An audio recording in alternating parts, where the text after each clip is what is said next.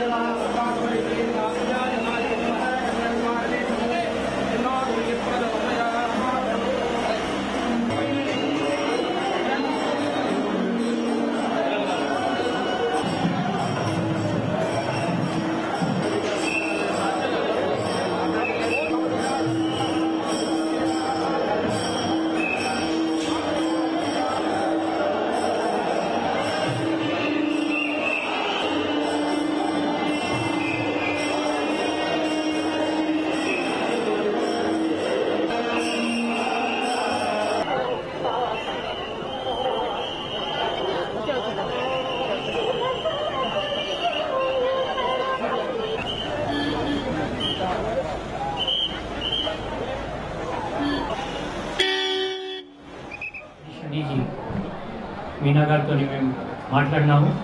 అన్ని బందోబస్తు సుచారూపంగా నడుస్తున్నాయి. క్రౌడ్ కూడా ఇండిషన్ 2-3 రోజులు ఎక్కువ లేకుండే, కానీ నిన్నటి నుంచి క్రౌడ్ కూడా చాలా పెరిగింది. ఇక్కడ ఇప్పుడు నేను చూస్తే ఘాట్లో కూడా ఎక్కడైనా కన్సెషన్ లేదు, పార్కింగ్స్ కూడా సరైన ఉన్నాయి. షటిల్ ఆటో ప్రొవైడ్ చేస్తున్నారు. అదేవిధంగా మా సిబ్బంది, తర్వాత రెవెన్యూ సిబ్బంది అందరూ అప్రమత్తంగానే ఉన్నారు. టెంపుల్లో కూడా దర్శనానికి దాదాపు 30 minutes to 1 hour పడుతున్నాయి. జనరల్ సిచ్యువేషన్ చాలా పీస్ఫుల్గా ఉంది. అందరూ మంచిగా పుష్కరాల్లో స్నానాలు చేస్తున్నారు. We are happy and satisfied with the బందోబస్తు.